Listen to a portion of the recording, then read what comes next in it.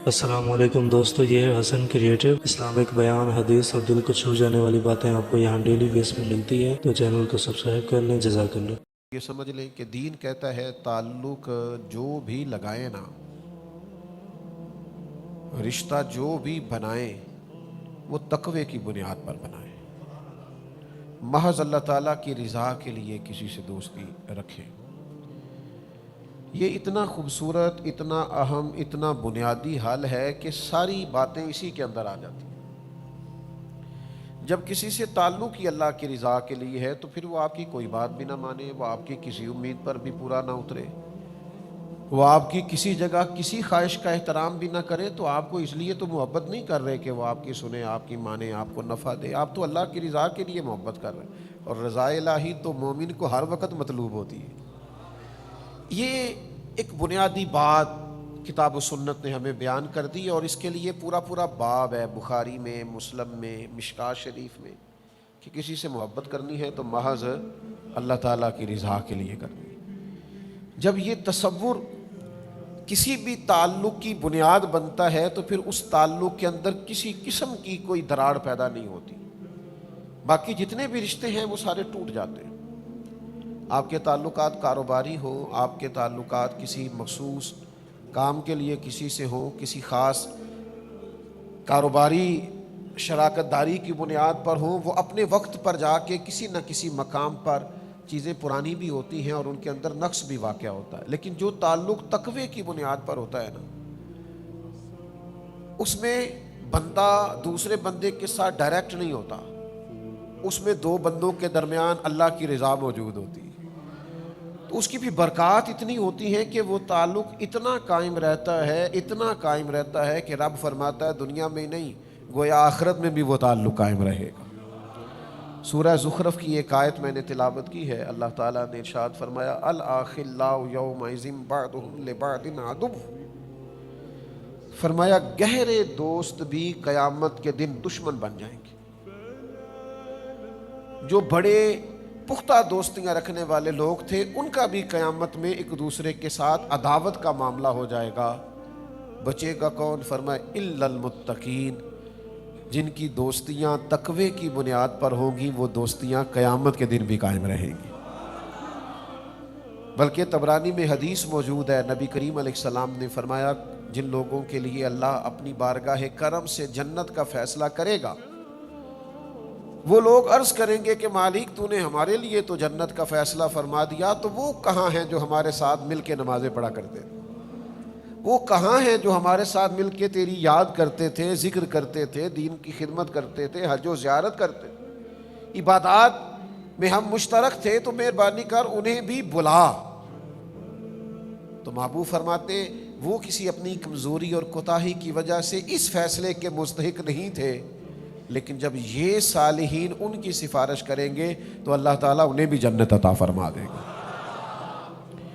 تو تعلقات کی بنیاد اللہ تعالیٰ کی رضا رکھی جائے۔ میں یہ نہیں کہتا کسی کو کام ہی نہ بتائیں، ظاہر ہے کہ جب آپس میں مل بیٹھیں گے تو کوئی نہ کوئی آپ کو کسی وقت کو ضرورت پڑتی ہے، آپ اس کا اظہار کریں، لیکن بنیاد ضروریات پر نہ رکھیں، بنیاد تعلقات کو تعلق رہنے دیں، تجارت نہ بنائیں۔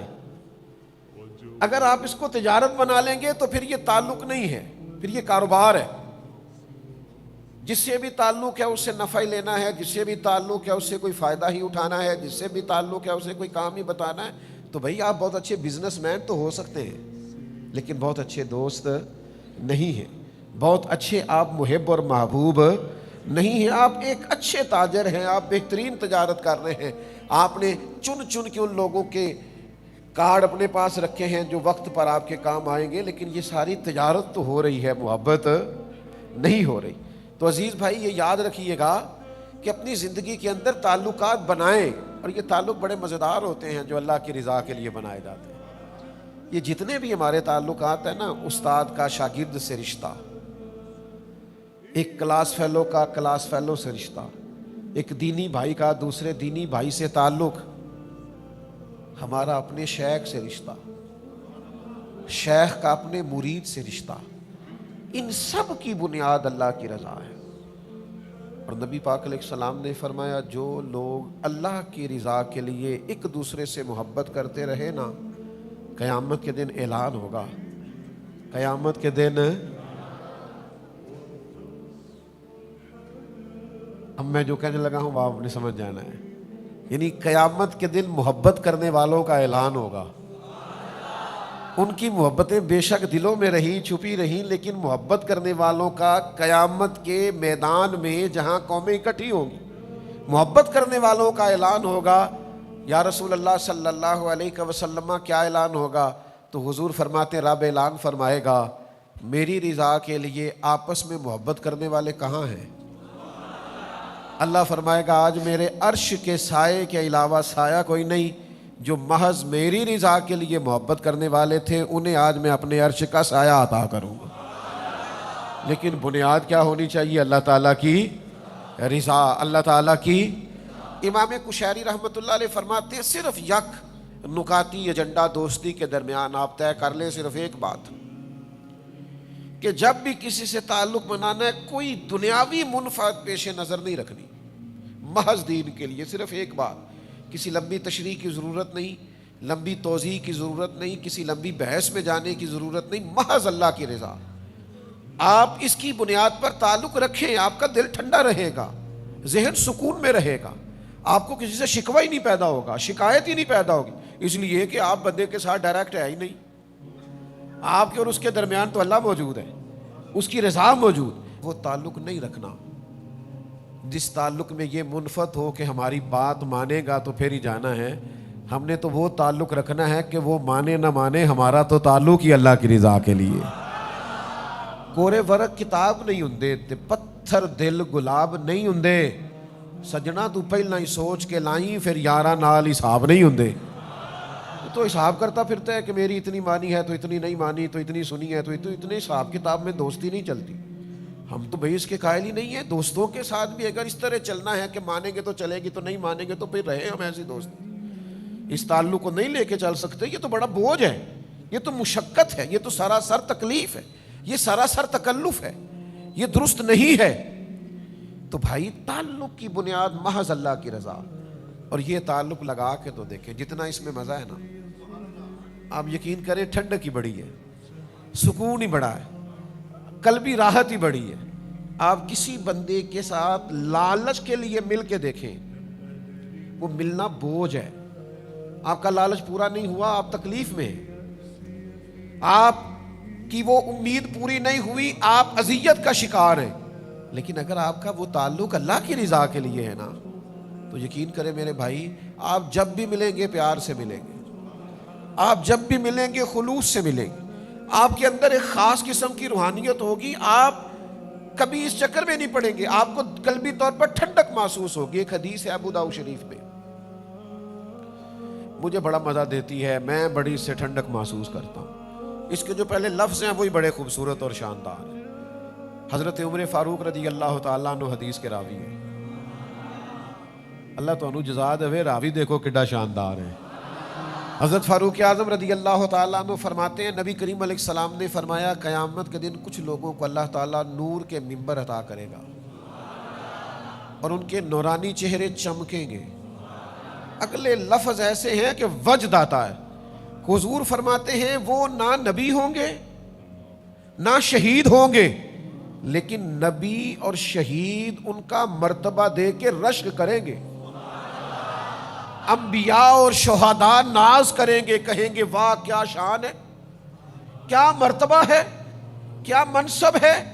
تو پھر انبیاء اور شہداء اللہ کی بارگاہ میں عرض کریں گے مالک یہ کون ہے جن کا اتنا مقام ہے؟ تو رب کریم فرمائے گا یہ وہ لوگ ہیں جو فقط میری رضا کے لیے ایک دوسرے سے محبت کیا کرتے ہیں۔ اور وہاں حضور نے یہ آیت بھی تلاوت کی، الا ان اولیاء اللہ لا خوف علیہم ولا هم یحزنون، فرمایا بے شک اللہ کے ولیوں کو نہ کوئی خوف ہوگا نہ غمگین ہوں گے۔ اور حضور فرمانے لگے اس دن ہر بندہ غم میں ہوگا، یہ غم میں نہیں ہوں گے۔ آپ یقین کریں میں بڑا آسان نسخہ آپ کو دے رہا ہوں، کرنا کچھ بھی نہیں، صرف اللہ کی رضا کے لیے پیار کرنا ہے۔ یہ محض رضا الہی کے پیار کا نتیجہ دیکھو، حضور فرماتے ہیں سارے خوف میں ہوں گے، یہ خوف میں نہیں ہوں گے۔ سارے غمگین ہوں گے، یہ غمگین نہیں ہوں گے یا رسول اللہ کیا کیا ہے؟ فرمایا کیا بس اتنا ہے جس سے محبت کی ہے اللہ کی رضا کے لیے کی ہے۔ لیکن یہ ہم کرتے نہیں۔ اچھا کچھ لوگوں سے ہماری ایسی بھی محبت ہے اللہ کی رضا کے لیے، ہم ان سے ملے نہیں کبھی، ان کو دیکھا نہیں کبھی، لیکن ان سے اللہ کی رضا کے لیے محبت تو داتا صاحب سے محبت ہے نا، خواجہ اجمیر سے محبت ہے نا، غوث اعظم جیلانی سے پیار ہے نا، حضرت میاں شیر محمد شرک پوری سے محبت تو ہے نا، پیر جماعت علی سے پیار تو ہے نا، حضرت مہر علی سے محبت تو ہے نا، فاضل بریلوی کی غلامی تو ہے نا، شاہ نقش بند کے غلام تو ہے نا، ہمیں محبت ہے نا، اولیاء سے صوفیاء سے پیار تو ہے۔ دنیاوی تعلقات نہ لگائیں، لوگوں سے لالچ کے رشتے نہ بنائیں، محض اس لیے تعلق نہ بنائیں کہ میرا فلاں فلاں جگہ پہ کام آ جائے، محض اللہ کی رضا کے لیے پیار کریں۔ اور 3 لفظ مسند امام احمد بن حنبل کی حدیث میں ہیں، یہ بڑے لطیف ہیں، بڑے وقی ہیں، بڑے سمجھنے والے ہیں اور بڑے گہرائی والے ہیں۔ دنیا میں کون مومن ہے جو نہیں چاہتا کہ اس کا رب اس سے پیار کرے؟ اور پھر جس سے رب پیار کرے نا، اس سے اور کوئی نہ بھی نہ کرے تو اللہ رسول کا پیار ہی اس کے لیے کافی ہو جائے گا۔ تو معاذ بن جبل رضی اللہ تعالیٰ عنہ صحابی فرماتے ہیں کہ نبی کریم علیہ السلام نے فرمایا، رب فرماتا ہے میری محبت ان لوگوں پر واجب ہو گئی جو میری رضا کے لیے ایک دوسرے سے پیار کرتے ہیں، میری رضا کے لیے ایک دوسرے سے ملاقات کرتے ہیں، میری رضا کے لیے ایک دوسرے کی زیارت کرتے ہیں اور میری رضا کے لیے ایک دوسرے پر خرچ کرتے ہیں۔ ان پر اللہ کی محبت واجب ہو گئی۔ بدقسمتی سے نا ہمارے ہاں تعلقات تجارت ہیں، لوگ تعلق بناتے ہیں، کہتے ہیں اتنا میں اس کو تحفہ دوں گا پھر اتنا تحفہ وہ مجھے دے گا، میں اتنا اس کے کام آؤں گا پھر وہ میرے اتنا کام آئے۔ تعلق کو آپ نے بازار بنا دیا ہے، تجارتیں بازار میں ہوتی ہیں، یہ تو اللہ کی رضا کے لیے ہونا چاہیے تھا۔ آپ کہاں اس کو محبت کو کہاں لا کے آپ نے کھڑا کر دیا؟ آپ یہ نہ کریں، اس سے کوفت پیدا ہوگی، آپ خود بھی محسوس کریں گے کہ یار میں نے تو اتنی انویسٹمنٹ کی تھی جواب ہی کوئی نہیں آیا، میں تو اتنے تحفے لے گیا تھا اور سامنے والے نے جواب میں کچھ بھی نہیں دیا، تو آپ خود بھی پریشان ہوں گے۔ تعلق اللہ کی رضا کے لیے رہنے دیں۔ ہاں تحفہ لینے دینے سے محبت بڑھتی ہے، میں اس کا قائل ہوں، لیکن تحفہ لینا دینا چاہیے، تحفوں کی تجارتیں نہیں کرنی چاہیے۔ ایک شاعر نے کہا تھا میری خودداریاں تھکنے لگی ہیں، اب میں بھی تحفے پا کے خوش ہونے لگا، اب تھک گئی ہیں میری خودداریاں، اب مجھے بھی کوئی تحفہ ملے تو میرا دل جھکتا ہے اس آدمی کی طرف۔ تو تعلقات کو زندگی میں تجارت نہیں بنانا۔ پھر ایک اور بڑا مسئلہ ہے، مومن کی پتہ شان کیا ہے؟ مومن کی شان یہ ہے کہ وہ نفع دیتا ہے۔ مومن اس درخت کی طرح ہوتا ہے کہ جس کی جڑیں زمین میں بڑی گہری ہوتی ہیں اور اس کی شاخیں آسمان کی طرف بڑی اونچی ہوتی ہیں، پھل بڑا میٹھا ہوتا ہے، چھاؤں بڑی گہری ہوتی ہے۔ مومن ہمیشہ نفع دیتا ہے۔ مومن کا یہ کبھی مزاج نہیں ہوتا کہ میں فلاں کو استعمال کروں، معاذ اللہ میں اسے نفع پاؤں، میں اسے فلاں چیز حاصل کروں، کہ اس کی طبیعت نہیں ہوتی۔ خیر الناس من ینفع الناس، نبی کریم علیہ السلام نے فرمایا میرے مومنوں میں سب سے زیادہ بہتر وہ ہے جو لوگوں کے حق میں بہتر ہے، جس سے لوگ نفع اٹھائیں۔ وہ یہ نہ کرے کہ لوگوں کو کتنا استعمال کر سکتا ہے، بلکہ مومن کی شان یہ ہے کہ وہ نفع دینا شروع کرتا ہے۔ آج نا ہمارے ہاں حقوق پر کانفرنسیں ہوتی ہیں، جلسے ہوتے ہیں، کتابیں لکھی جاتی ہیں، پر ساری اس لیے لکھی جاتی ہے کہ ہمیں حق دو۔ تو میں اکثر دوستوں سے کہا کرتا ہوں یہ حق دو، حق مانگو، یہ مہم ختم کر کے اگر ہم سارے حق ادا کرنے شروع کر دیں نا، بات بڑی آگے چلی جائے گی۔ میرے قبلہ عالم میرے اسا فرمایا کرتے تھے، کچھ لوگ کہتے ہیں یہ بچے ہیں، یہ پال جائیں گے، بڑے ہو جائیں گے، کل کو میرا سہارا بنیں گے۔ فرماتے نا بھائی توبہ توبہ، ہم ان کا سہارا نہیں مانگتے، ہم تو اللہ رسول کا سہارا مانگتے ہیں۔ فرماتے تھے ہم تو ان سے بھی نفع نہیں چاہتے، ہماری تو ڈیوٹی لگی ہے کہ یہ اولاد ہے، اس کی اچھی خدمت کرنی، اچھی پرورش کرنی، تعلیم و تربیت کرنی، ہم وہ کریں گے۔ لیکن یہاں بھی ہماری وہ سوچ نہیں ہے، ہاں یہ خدمت کریں گے تو انہیں نفع ملے گا، یہ خدمت کریں گے تو دعا ملے گی، یہ خدمت کریں گے تو اجر پائیں گے۔ لیکن ہم یہ بھی لالچ نہیں رکھتے، ہم نے جو اجر بھی لینا ہے رب کریم سے ہی لینا ہے۔ تو نفع لے لینا، میں نے فلانے سے فائدہ اٹھا لیا، یہ بات درست نہیں ہے۔ دوسری بات یہ ہے کہ اپنے پیاروں کو تکلیفوں میں نہیں ڈالا جاتا۔ جن سے محبت ہوتی ہے انہیں بندہ آزمائشوں میں ڈالتا ہے، انہیں بندہ لا کے تو اس جگہ کھڑا کرتا ہے جہاں آگ ہو اور ان کو گرمائش پہنچے، ان کو لا کے وہاں کھڑا کیا جاتا ہے جہاں وہ تکلیف میں آ جائیں۔ میرے عزیز، اگر آپ کا واقعی کسی سے مخلصانہ تعلق ہے تو پھر کبھی اس سے کوئی ایسا مطالبہ نہ کریں کہ وہ بیچارہ آزمائش میں آ جائے۔ پیاروں کو تکلیفیں نہیں دیا کرتے، امتحان میں تو نہ ڈالیں، تکلیف تو نہ دیں۔ اور بعد کا تو بندہ اتنا پیارا ہوتا ہے اور اس کے ساتھ دل اتنا زیادہ لگا ہوا ہوتا ہے۔ میں آپ کو آج اپنا درد بیان کر رہا ہوں کہ پورا اس کا وجود دیکھ کے سوچ میں پڑ جاتے ہیں کہ یار تجھے انکار بھی نہیں کر سکتے، پر تو نے کہاں لا کے کھڑا کر دیا؟ تو نے مطلب یہ تجھ سے امید بے تحاشا تھی، تو نے یہ کیا کیا؟ تجھے یوں نہیں کرنا چاہیے۔ تو کبھی بھی اپنوں کو، یار دیکھو نا، بلا مثال و بلا تشبیہ، صرف سمجھانے کے لیے عرض کرتا ہوں، سیرت بعض اوقات بات کریں تو بات سمجھ میں آتی ہے۔ مسجد کی صفائی کرنے والی ایک خاتون کا وصال ہو گیا، حضور علیہ السلام اس پر بڑی شفقت فرمایا کرتے تھے، وہ بوڑھی وصال کر گئی۔ صحابہ فرماتے ہیں ہم نے رات کو اسے دفن کر دیا، صبح آ کے اللہ کے محبوب نے اظہار فرمایا تم نے بتایا کیوں نہیں؟ تو ہم نے عرض کی حضور ہم نے آپ کو تکلیف دینا مناسب نہیں سمجھا۔ کیا کرنا تھا بھلا حضور نے؟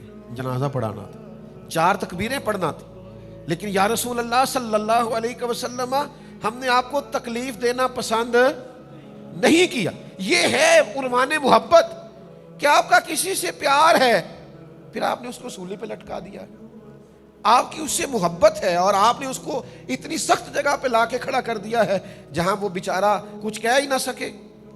یہ انداز ہمارے ہاں، یہ دیہاتی ماحول میں بعض اوقات اس طرح بھی ہوتا ہے، وہ جی میری بہن رشتہ لینے آ گئی ہے، اب وہ بہنوئی آ گیا ہے، ٹھیک ہے بچہ تھوڑا نکما بھی ہے تو کیوں قربانی دیں گے آپ بیٹی کی؟ اور پھر اس بہن کو اللہ سمجھائے کہ بھائی آپ سے پیار کرتا ہے، محبت کرتا ہے، اور آپ نے اسے اس آزمائش میں ڈال دیا ہے کہ وہ آپ کے نکمے بیٹے کو اپنی لائق بیٹی کا رشتہ دے دے۔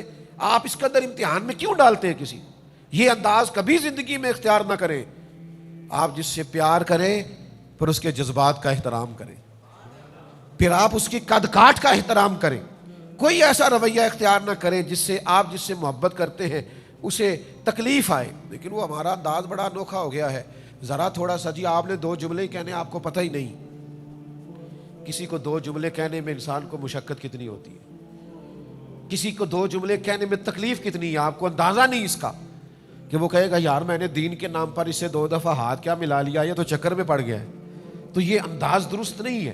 اپنی تعلقات محض اللہ کی رضا کے لیے پھر ایک بہت بڑی مصیبت یہ ہے کہ شکوے بڑے کرتے ہیں لوگ۔ آپ سارے دوست اگر توجہ کریں تو ایک بات کروں آپ سے، جو محبوب ہوتا ہے نا، جو پیارا ہوتا ہے اس کا شکوہ نہیں ہوتا۔ داتا گنج بخش علی حجویری فرماتے ہیں محبوب زیادتی بھی کرے تو اس پہ غصہ نہیں آتا، محبوب جو ہوا۔ اور میرے بھائی جو محبوب ہے نا، محبوب اس کا شکوہ نہیں۔ آپ محبوب ہیں اور آپ 2 لوگوں کو کھڑا کر کے کہہ رہے ہیں فلانے نے میرے ساتھ ایسا کیا حالانکہ میں بڑا پیار کرتا، تو آپ جھوٹ بول رہے ہیں۔ محبوبوں کے شکوے نہیں ہوتے، آپ کو کوئی پیار نہیں، آپ دھوکہ دے رہے ہیں۔ ایک صاحب میرے پاس ایک دفعہ کھڑے ہوئے، بڑی پرانی بات ہے، کہنے لگے ایک بات کرنی تھی حضرت آپ سے، ایک مشورہ لینا تھا۔ میں نے کہا کیا؟ کہنے لگے وہ ہمارے پیر صاحب ہیں تو یہ مسائل آگے ہیں تو یہاں نکتہ ہے تو میں اب کیا کروں؟ میں کہا پہلا تو بیعت دوبارہ کرنا، تیری پچھلی ٹوٹ گئی ہے، اس لیے کہ یہ تو عقیدت کا رشتہ ہے۔